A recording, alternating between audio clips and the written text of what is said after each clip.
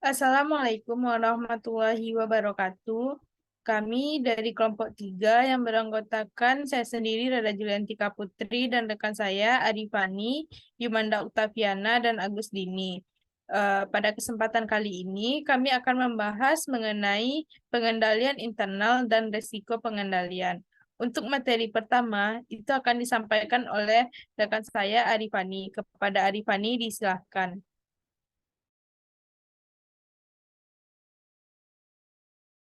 Baiklah, terima kasih kepada moderator.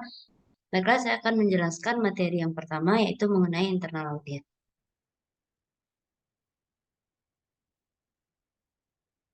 Lanjut.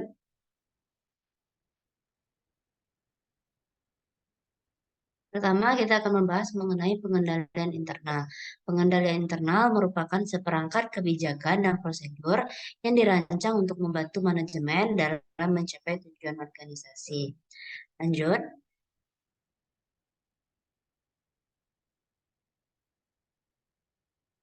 Nah, ada beberapa komponen dalam pengendalian internal.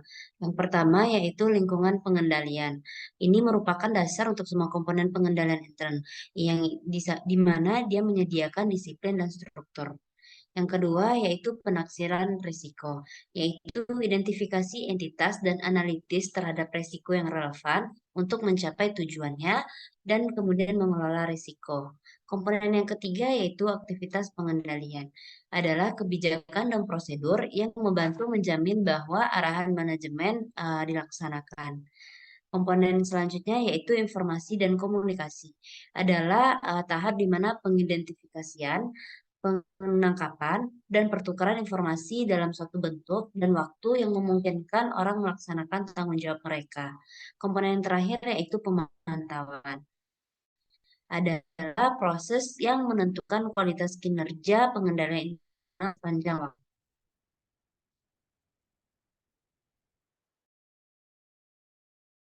Selanjutnya,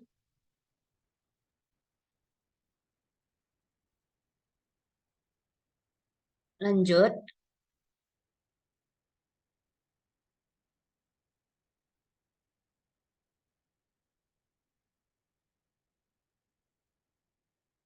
Lanjut, ada beberapa elemen lingkungan pengendalian. Lingkungan pengendalian ini menetapkan corak suatu organisasi dan mempengaruhi kesadaran pengendalian orang-orangnya. Lingkungan pengendalian merupakan dasar untuk semua komponen pengendalian internal yang lain, menyediakan disiplin dan struktur. Nah, lingkungan ini memiliki beberapa elemen. Yang pertama yaitu integritas dan nilai-nilai etika. Yang kedua, komitmen terhadap kompetensi. Yang ketiga, falsafah manajemen dan gaya operasi. Yang keempat, partisipasi Dewan Komisaris dan Komite Audit. Yang kelima,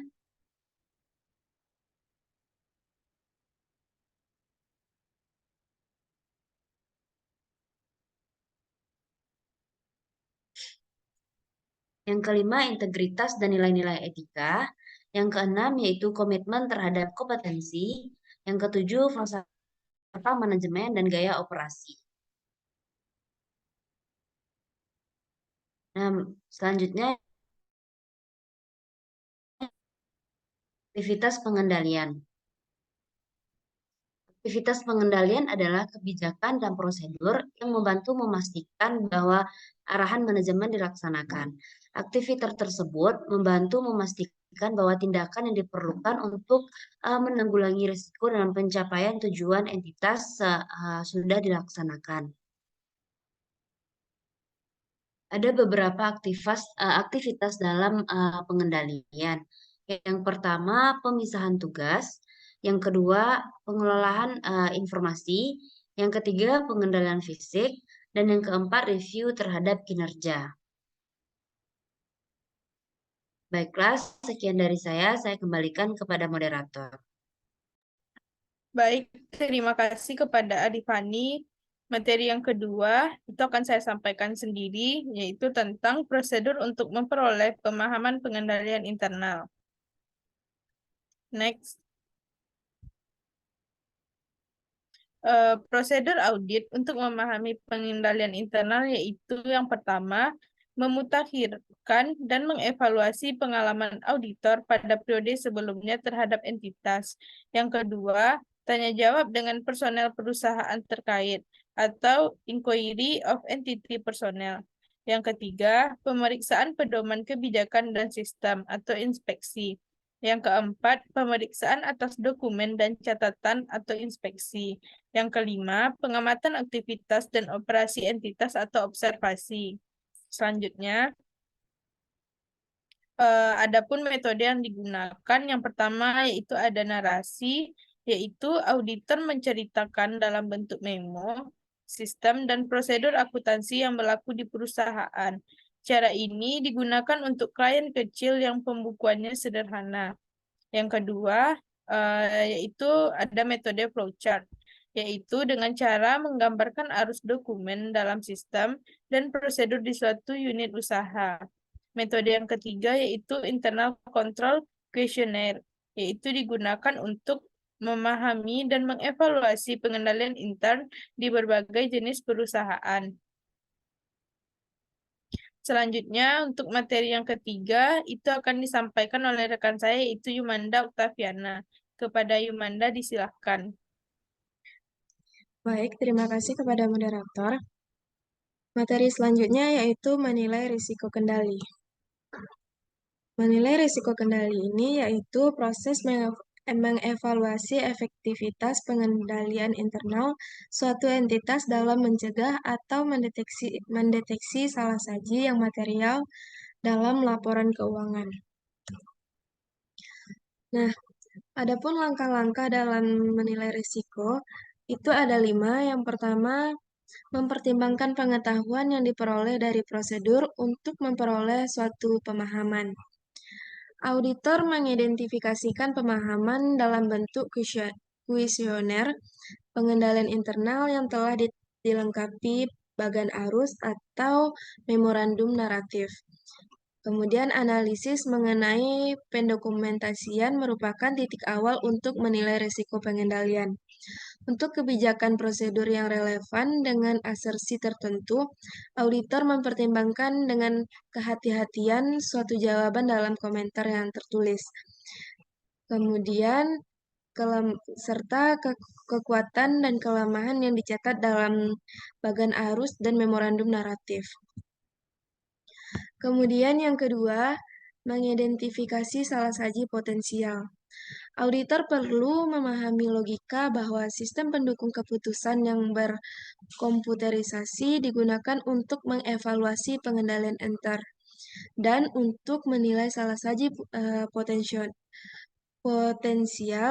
yang dapat muncul dalam asersi laporan keuangan tertentu.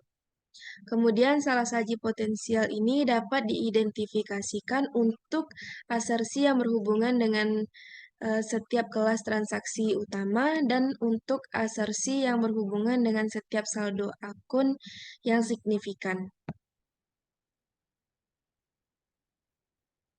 Lalu selanjutnya yang ketiga, mengidentifikasi pengendalian yang diperlukan. Seorang auditor dapat mengidentifikasi pengendalian yang diperlukan yang mungkin dapat mencegah atau mendeteksi dan memperbaiki salah saji potensial tertentu dengan menggunakan perangkat lunak komputer yang memproses jawaban kuesioner pengendalian internal tersebut atau dengan cara manual dengan menggunakan daftar. Kemudian menspesifikasikan pengendalian yang diperlukan juga memerlukan pertimbangan mengenai situasi dan penilaian. Jika volume transaksi pengeluaran kas kecil dan pendeteksiannya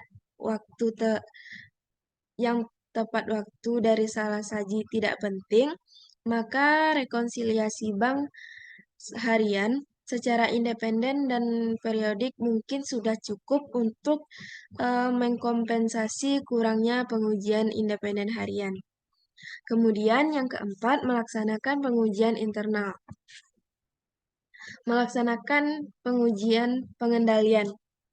Pengujian yang dideskripsikan termasuk teknik audit dengan bantuan komputer, bukti pendokumentasian inspeksi, pertanyaan terhadap personel, dan mengamati personel klien dalam melaksanakan pengendalian.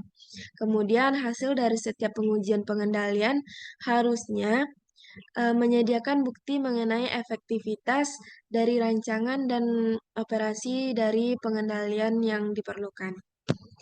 Kemudian yang terakhir ada mengevaluasi bukti dan membuat penilaian. Dalam memperhatikan sumber bukti, pengamatan pribadi auditor secara langsung terhadap pemisahan tugas biasanya menyediakan lebih banyak keyakinan daripada membuat pertanyaan mengenai individu. Kemudian, auditor seharusnya mempertimbangkan bahwa penerapan yang diamati dari suatu pengendalian mungkin tidak dilaksanakan dengan cara yang sama ketika auditor tidak hadir. Pengevaluasian bukti melibatkan baik pertimbangan kuantitatif maupun kualitatif. Kemudian ada menilai risiko kendali. Ada 3. Pertama, identifikasi pengendalian khusus yang akan diandalkan, yaitu mencegah atau mendeteksi dan memperbaiki salah saji material dalam asersi tertentu. Yang kedua, melakukan pengujian pengendalian. Dilakukan untuk memberi bukti yang mendukung tingkat risiko pengendalian yang lebih rendah. Kemudian yang terakhir, kesimpulan pada tingkat yang dicapai risiko pengendalian. Tingkat yang dicapai risiko pengendalian dan tingkat risiko bawaan yang dinilai untuk menentukan tingkat risiko deteksi yang diperlukan untuk membawa risiko audit pada tingkat rendah yang dapat diterima. Sekian pembahasan dari saya kembalikan kepada moderator. Baik, terima kasih kepada Yumanda. Untuk materi selanjutnya itu akan disampaikan oleh Agus Dini. Kepada Agus Dini, disilahkan. Baik, terima kasih kepada Rada. Materi selanjutnya yaitu menguji pengendalian. Tujuan dalam pengujian pengendalian yaitu untuk menentukan risiko pengendalian. Jika auditor percaya bahwa kebijakan dan prosedur pengendalian dirancang dengan efektif dan dijalankan dengan efisien, dia dapat menetapkan risiko pengendalian pada tingkat yang mencerminkan evaluasi tersebut. Dalam melakukan pengujian atas pengendalian, pengarahannya tertuju pada efektivitas pengendalian internal, baik dalam rancangan maupun operasinya. Selanjutnya, di sini ada prosedur test of control. Yang pertama yaitu tanya jawab dengan personel terkait pengendalian internal. Yang kedua, pemeriksaan dokumen dan catatan terkait pengendalian internal. Dan yang ketiga, pengamatan aktivitas yang berhubungan dengan pengendalian internal. Yang keempat yaitu pelaksanaan ulang oleh auditor terhadap prosedur pengendalian internal. Materi selanjutnya yaitu hubungan risiko pengendalian dengan ruang lingkup pemeriksaannya. Prosedur audit untuk memahami pengendalian internal. Pengendalian internal suatu usaha lemah menimbulkan masalah ketidakakuratan dan kecurangan dalam perusahaan. Selanjutnya, mencegah kemungkinan terjadinya ketidaksesuaian antara opini audit dengan kenyataannya.